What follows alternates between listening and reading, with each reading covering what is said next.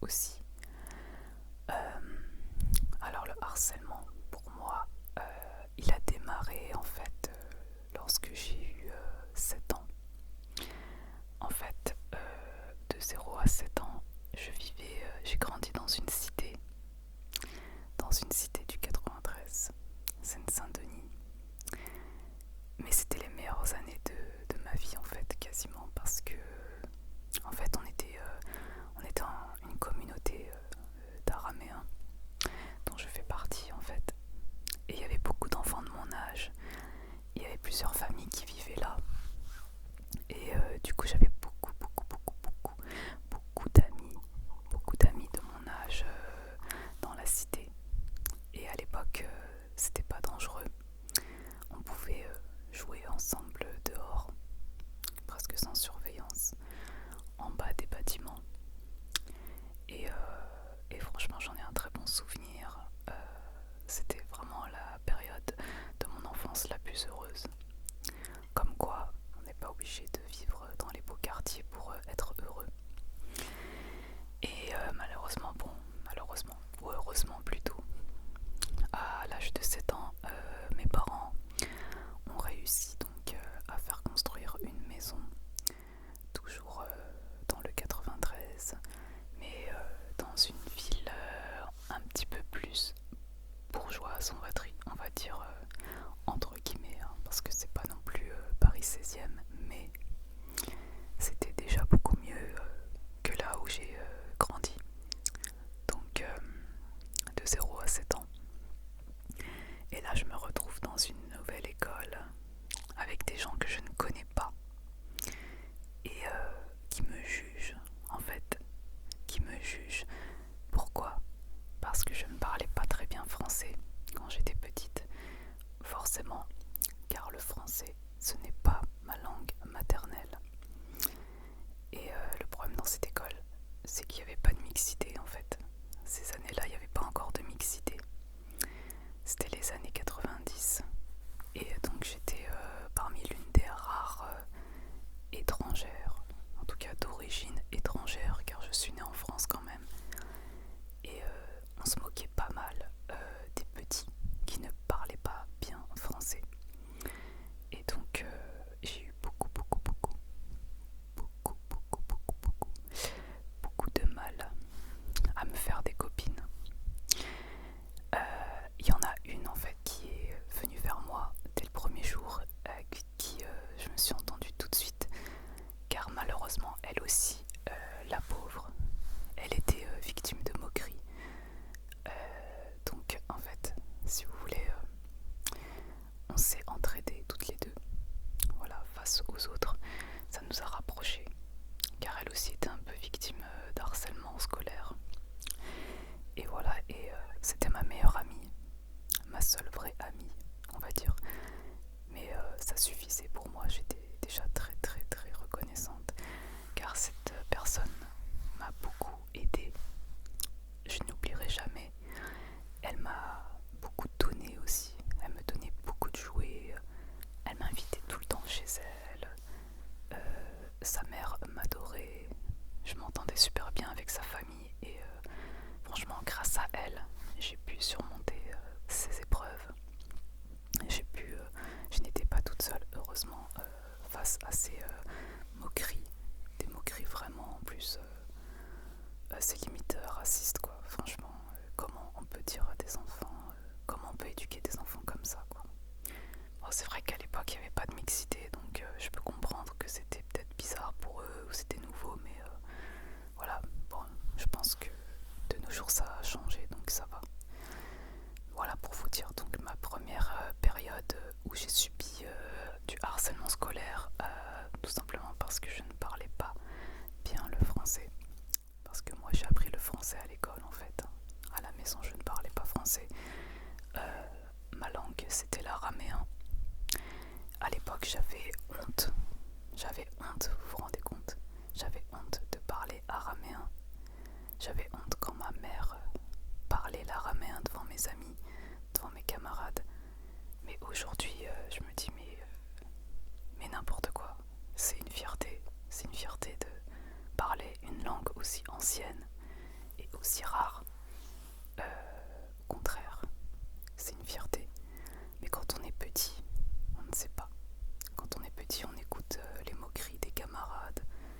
On est très vulnérable, donc en fait, on ne s'en rend pas compte de ce qui est bien ou ce qui n'est pas bien. Donc voilà, pour moi aujourd'hui, c'est une fierté.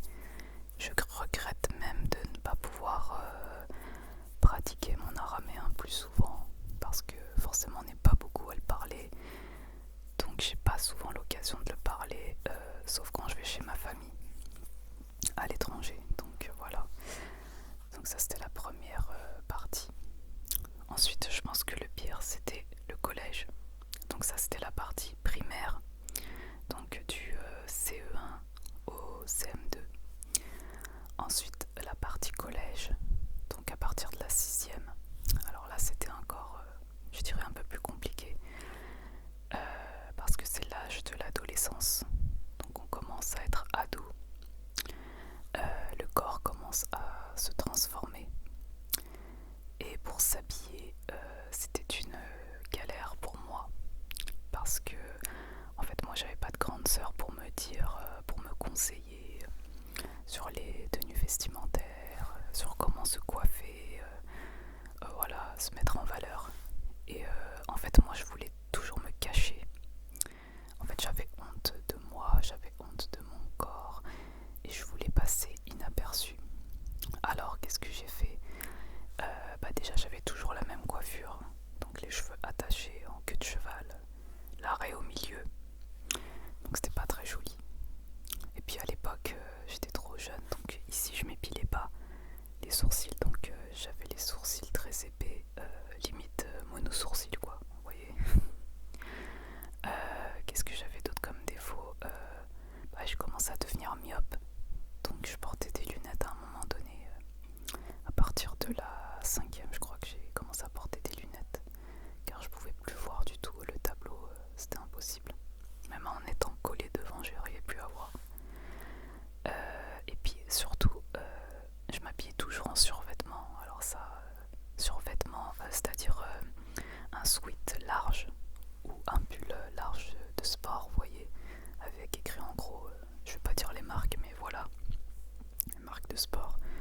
Et toujours un survêt en bas, un survêt large. Donc je sais pas si vous vous rappelez les survêts avec les 3 bandes là et les boutons poussoirs là, les boutons. Sans citer de marque. J'étais tout le temps habillée comme ça, quasiment toujours les mêmes vêtements. Alors forcément on se moquait de moi, forcément. On se moquait de moi et voilà, donc en fait ils ont été très très méchants avec moi au collège, parce que en fait mon surnom c'était des prénoms de garçons, des prénoms horribles. On me donnait des vieux prénoms de garçons pour me rabaisser, voilà, pour dire que j'étais pas belle, voilà, j'étais moche. Voilà, moi je le dis aujourd'hui, c'est vrai que j'étais moche, mais c'est parce que je me mettais pas en valeur en fait. J'étais pas vraiment moche, mais j'étais plutôt négligée, on va dire. Voilà, c'est plutôt le terme exact. Et parce que j'avais honte de moi-même, j'osais pas. J'étais très timide. J'avais pas envie de me mettre en avant, parce que je me disais que si je me coiffais, si je me détachais les cheveux, si j'enlevais mes lunettes, si je m'habillais normalement avec des vêtements moulants, déjà on allait voir mes formes, j'allais plus être remarquée. Et j'avais pas envie en fait, tout simplement. J'avais envie de passer inaperçu quoi, comme une petite souris quoi. Je voulais vraiment, voilà. Alors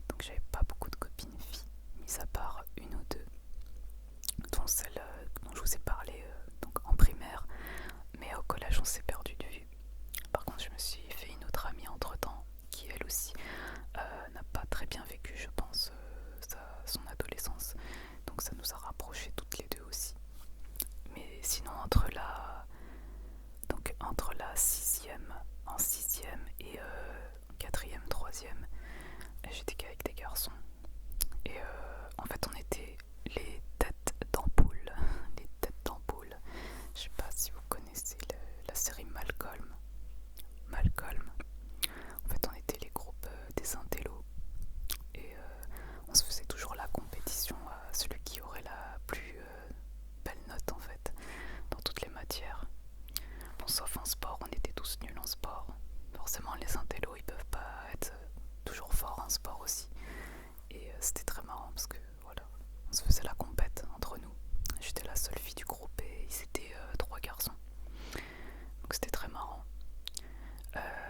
En fait en 6ème, j'étais une élève très moyenne et je sais pas ce qui s'est passé entre la 6ème et la 5ème. Alors mes notes elles sont montées en flèche comme ça. Sauf que en fait le conseil de classe s'est basé sur mes notes de 6ème pour me reclasser en 5ème. Et du coup en 5ème je me suis retrouvée avec une classe de nuls quoi. Les plus nuls du collège c'était eux. C'était les plus racailles, c'était vraiment la bande de fouteurs de... Voilà, je vais pas dire le mot. Et ils m'ont mis avec les plus nuls. Et j'ai réussi quand même à me faire une ou deux copines dans la classe, heureusement. Mais c'était très dur parce que je pense que l'année de la 5ème, c'est l'année où j'ai eu le plus de moqueries par rapport à ma tenue, par rapport à mon physique. Parce que j'étais un garçon manqué. Et aussi parce que j'étais la meilleure. Et quand vous êtes la meilleure, bah forcément il y a des jalousies. Il y a des jalousies et en fait on m'harcelait pendant les contrôles. On me forçait à donner les réponses à tout le monde avec un petit papier. En fait on me glissait le papier et on me forçait, voilà, si tu me donnes pas les réponses à la sortie de classe, tu vas voir, tu vas prendre cher. Non, non, non. J'avais vraiment des menaces en fait. Parce que j'étais la seule qui révisait ses cours et les autres ils faisaient que des conneries et voilà, il y en avait surtout un garçon qui me mettait la pression en fait et une fille aussi, c'était les deux têtes dures, les deux têtes vraiment de la classe, enfin deux têtes dures je veux dire, je vais pas dire de mots grossiers mais c'était voilà, vous avez compris hein. C'était on va dire les plus populaires de la classe. Donc c'est eux qui influençaient tout le monde et voilà, qui foutaient un peu le bordel dans la classe. Et une fois j'en ai eu marre en fait qu'on se serve de moi pour mes notes. Et j'ai donné les fausses réponses. J'ai donné les fausses réponses à tout le monde. Et quand ils ont vu ma note, et eux quand ils ont vu leur note après, quand la maîtresse a rendu les copies, ils avaient envie de me tuer. Ils avaient compris que je les avais trahis en fait. Et à la sortie, j'ai vite couru vers la sortie du collège pour vite rentrer chez moi parce que je commençais à recevoir des menaces. Ouais, tu vas voir, on va te taper, nanana. Franchement, j'avais quoi, 12 ans? J'étais une fille, enfin je suis une fille. Et eux ils étaient en bande, franchement une dizaine contre moi, vous imaginez. Franchement c'était la pire année scolaire de ma vie. Franchement je souhaite ça à personne. Mais à l'époque je n'osais pas en parler en fait. J'en parlais à personne, sauf à mes copines, qui voyaient de toute façon que j'étais harcelée, mais qui ne pouvaient rien faire, car elles avaient peur aussi je pense. Et donc c'était vraiment très dur. Et à l'époque, donc début 2000, fin 90, début 2000, le terme de harcèlement scolaire, ils ne connaissaient pas, donc on n'était pas très très écoutés, on n'était pas très très épaulés par les conseillers scolaires et par les profs par rapport à ça, donc c'est dommage parce que j'aurais bien aimé avoir un peu de soutien, surtout cette année-là qui a été très très très difficile. Jusqu'au dernier jour de la 5ème, je me rappelle, c'était au mois de juin, ils m'ont harcelé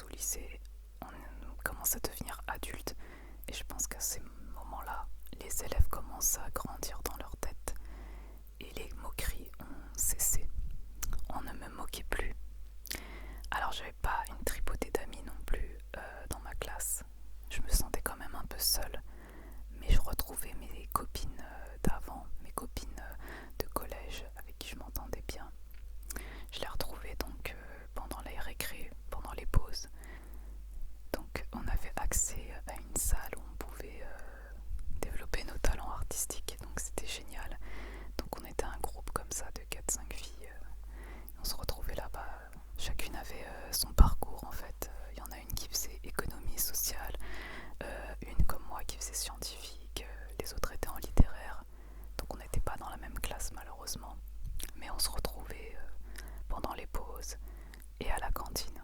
Donc c'était très bien, ça m'a permis de passer ma scolarité, terminer ma scolarité tranquillement. Et après, après c'est les études universitaires, et donc là, tout ça c'était terminé. Il n'y avait plus d'harcèlement, puisque forcément on devient adulte.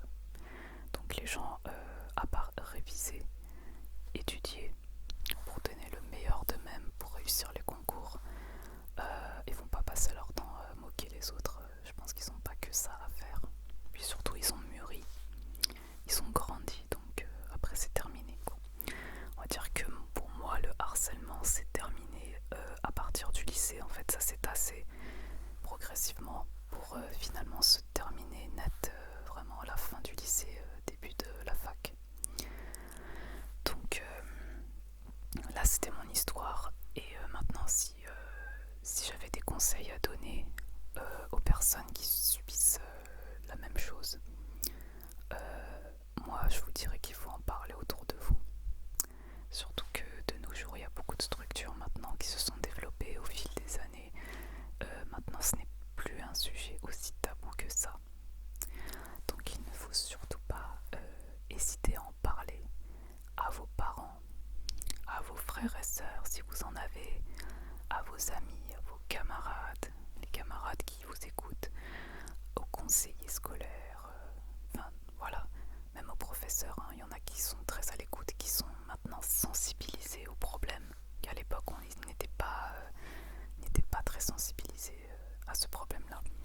Donc surtout n'hésitez pas à en parler pour vivre au mieux votre scolarité, car il ne faut pas que ça perturbe surtout vos résultats scolaires, car le plus important c'est votre avenir, car au final la scolarité c'est juste un passage dans la vie. Le plus important c'est le diplôme à la fin, c'est ce que vous allez préparer, c'est la finalité en fait de toute cette scolarité. Donc pour la passer le plus sereinement possible, il faut essayer d'être soutenu. Surtout, n'hésitez pas à en parler. Ne soyez pas tout seul face au problème, car ce n'est pas toujours évident quand on est jeune de savoir ce qui est bien ou ce qui n'est pas bien. Et sachez que le problème ne vient pas du tout de vous, mais plutôt des autres. Donc surtout, n'ayez aucun doute sur vous-même. Et voilà. Donc voilà ce que j'avais à dire sur le sujet du harcèlement scolaire. Alors j'espère que cette vidéo vous aura aidé, vous aura un peu ouvert les yeux sur